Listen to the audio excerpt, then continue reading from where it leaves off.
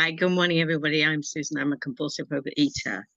And I'm very, very pleased to have been asked to share. I just want to bring God into it. I have prayed already this morning, but I just ask that God will direct my thoughts and my words and then be his words and thoughts, not mine.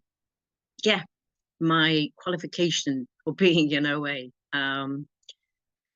I've been around the 12-step program for 12 years. The parent program, the alcohol.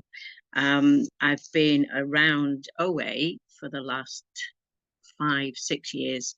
But my abstinence has not been linear. It's been up and down, as many people's has.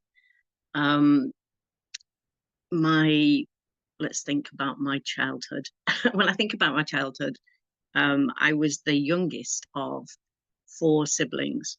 And I was just thinking then, I thought that we all lived completely separate lives. I mean, we were a large family, really, to speak of, but each of us lived a separate life completely. I now know that each of us has our own issues. And being the youngest, yeah, it was weird to be lonely. I was often lonely. And I think back about certain instances where it now indicated to me that food was my companion, because I remember being ill one Christmas, and at Christmas time I'm 70, so we go back to the 60s, and at Christmas time was the time you got all the goodies, and you were allowed to eat them all, usually over the Christmas period. But for me, I was sick this particular Christmas, and after Christmas, I had this pile of goodies. And I got, in fact, it's such a vivid memory in my head now. I had such pleasure out of consuming all of these goodies on my own in a small space all at once. It was the same with Easter eggs, and Easter Sunday was like, it was just this consuming of everything I could cram into myself as quickly as possible. It was bizarre. Didn't think about it. It wasn't particularly significant then, but I think since every time I go somewhere, I have in my head that I always have to go to a restaurant or a cafe and eat something somewhere to create a memory of the place. Really bizarre. Again, I never realized any of these things till I got in the program and started to work the program and realized the significance of all of these things. But for me, the very turning point was when I was 9 or 10. And I was thinking this morning when I woke up, I can actually feel the sensation of being in this particular room with a school nurse. I think I was 9 because I hadn't left primary school. My mother had been called in, and this nurse told my mother that I was overweight and I had to go on a diet. People didn't know what diets were. It wasn't long after the war, really, in a sense. And so nobody knew what to do. My poor mother didn't know what to do with me. She was trying to feed 4 children, at the end of the day. Suddenly, significantly, somebody had to not eat or eat special things. And it was just like someone had condemned me. I already felt separated from the rest of them, but now I felt completely separated. I was not normal. I was not. There was something about me that was wrong. And in my little head, I was suddenly thrust into a war. I was having a battle. I now know that the battle was in my own head, but to me, everybody was the enemy because they were going to steal from me this one thing that kept me sane and kept me from being lonely, and it comforted me. And it was being robbed from me constantly.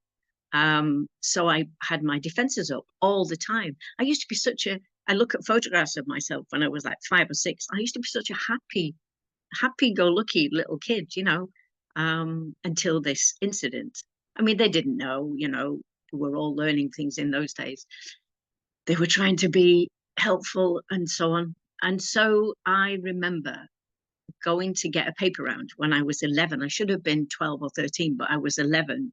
All my brothers and sisters had paper rounds, so it was easy for me to get one. But I was only tiny. I'm still only tiny. And I remember the significance of putting this paper bag on my shoulders on a Sunday, which was really, really heavy. And but I was determined I would go through this pain. Why? Because every Friday I would get money in my hand and I would have the satisfaction of being able to go and buy food for myself. I could buy anything I wanted. I could eat it. Because nobody ever asked me where my money was. It was like my spending money. And it was my freedom. It was my step to freedom of being able to be in control of my food and myself. And so it went on. I controlled things as I grew up. I controlled things, even to the extent spiritually. My sister, who was 6 years older than me, my eldest sister, and she became a born-again Christian when I was young. And she used to go to what was called the Tin Hut Mission. And she used to persuade me to come with her. And there was always bribery, because she would always take me to to eat after the meeting was over. So that was my first introduction to spirituality, again connected with food. I grew up, went to college, and really remember significantly every Christmas getting a book and writing down a diet. I will lose this, blah, blah. From a very young age, I would lose this. This is my diet for and every Monday morning, etc. I had this in my head. When I was 16 and I went to college, a lot of people were sort of becoming body conscious, and they would start to go on diets. And my first diet, I remember, was these diet biscuits.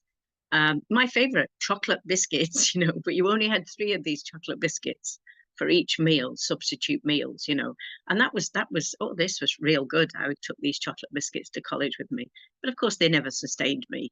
But then people were introducing either smoking or drinking into their lives at that point, because we convinced ourselves that that would keep us slim. So if you smoked, you wouldn't eat so much. If you drank, you wouldn't eat so much. Tried the smoking, it didn't work. So it was the alcohol. And I started to drink when I was about 17, 18. But that was just to cessate the desire for the food. It was to give me a comfort from a different element. And that was to go and persecute me and destroy my marriage. My 20-year marriage was condemned, both with my late husband, bless him. He the day we got engaged, he showed me a picture in a calendar and said, I was like 17, 18, and said, that's the person I'm going to create you into. And it didn't dawn on me that suddenly somebody wanted to take control of me. I fell for it and got married. And yeah, again, weight and food was just my enemy. It was my comfort, but it was also my enemy. So it would push me more and more to the alcohol. Moving forward, I had a 20-year marriage. I didn't have children until I'd been married for 10 years. I unfortunately brought these children into a chaotic marriage, into a chaotic situation, where one day they were still quite young, about 8 and 10. And I had an affair, and I moved out, and I left the kids behind. Not for long, but because it all fell apart after about 6 months. But yeah, I destroyed the pattern. I destroyed the situation. I destroyed my life in that respect. So yeah, the alcohol just drove me crazy. I did have a life where I had jobs. I had good jobs, but nothing ever satisfied me, ever. And then spiritually, I actually went and moved after my husband got killed in an accident suddenly. I moved off to South America as a missionary, as I say. I was a teacher, and that enhanced my spirituality, but it did not control my drinking. It didn't control my eating, which went along with the drinking. As many people say, the munchies, the more you drink, the more you eat. And yeah, it developed my closeness with God, but it still didn't give me a solution, because I still wasn't willing to let everything go. I wasn't willing to surrender. That was the key. I wasn't willing to surrender. Then one day, completely out of the blue, I left South America. I went to Barcelona, and one day in Barcelona, completely out of the blue, I decided to go and get to go to AA. I was, as I said, I've been in AA for 12 years, but it wasn't until 10 minutes. Thank you, Pilar. It wasn't until late on in 2015, 16, where I was completely lost my train of thought now. And I decided I'd been in AA for a while, but I knew, because the minute, as they say in AA, the minute the meeting's over, they all go to eat.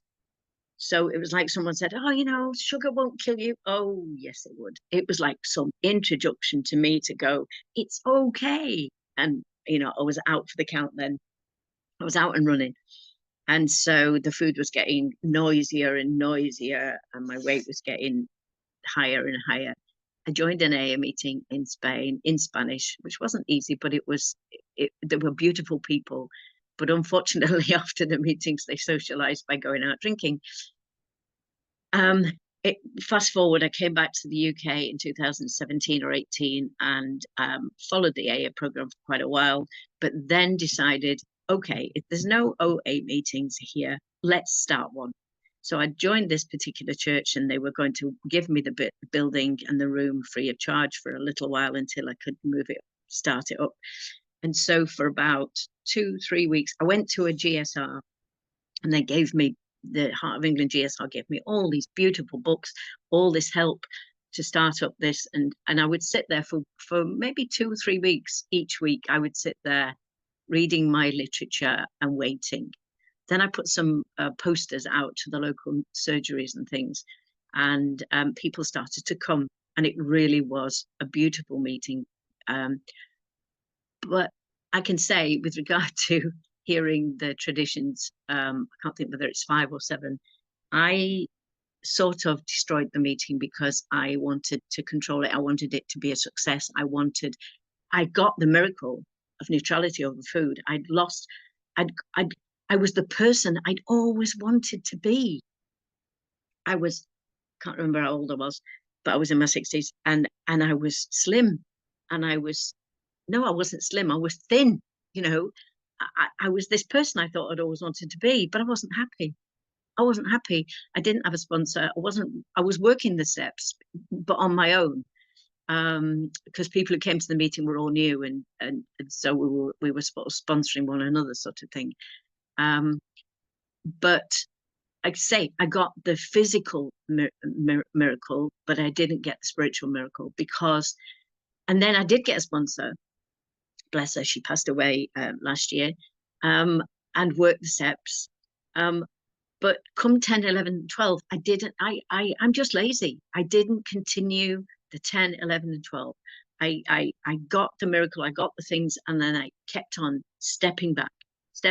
Then one day after 2 years, I went to a Christmas party, an AA Christmas party, and I ate something that I hadn't eaten for 2 years. And then I was off to the races. And so since then, it's been up and down and up and down. But now, at this moment in time, I am so unbelievably grateful for the 12-step program, for the people here at the Early Bird. You are my family. My children don't believe in the 12-step program. They don't necessarily. I fight with them constantly about them not, I won't say persecuting me, but getting at me because of my beliefs, because of my faith. And so I have to step back from that. I had a beautiful OM call yesterday with someone, and it made me realize that I can't fight that battle anymore. I have surrendered. I'm now, I think, 48 days sober, abstinent. And I have literally surrendered and put everything down. And I've let it all go. I've let my children go. You've done it, Susan. Thank you, sweetheart. I've let my kids go. I've let all the circumstances in the world, which seem to persecute me every day if I look at them, you know, they not persecute me, they bother me. I try to think, you know, I must change this, I must change that. No, I must just get on my knees every morning. I must just give it all to God. I'm looking to get another sponsor again. I need to go through the steps again. I have some absolutely beautiful friends that I can keep connecting with. I need this medicine. For the newcomers, just keep coming back. Just take on the word perseverance, because I've persevered all of my life in every area of my life. All that I can keep doing is to keep doing it, and to become a rock for those that may come along and see that you're still here. Oh, you know, she's still here, so there must be something in it. That's what I want. I had a beautiful face-to-face meeting. There was only me and 2 newcomers last week, and because the meeting's still ticking over. And we did step 1, and they gave me so much resilience. They restored my faith in myself and my higher power. Thank you. And yeah, this program will save your life and has saved my life. And so I hope I've said something that will help someone today. So thank you. Thanks.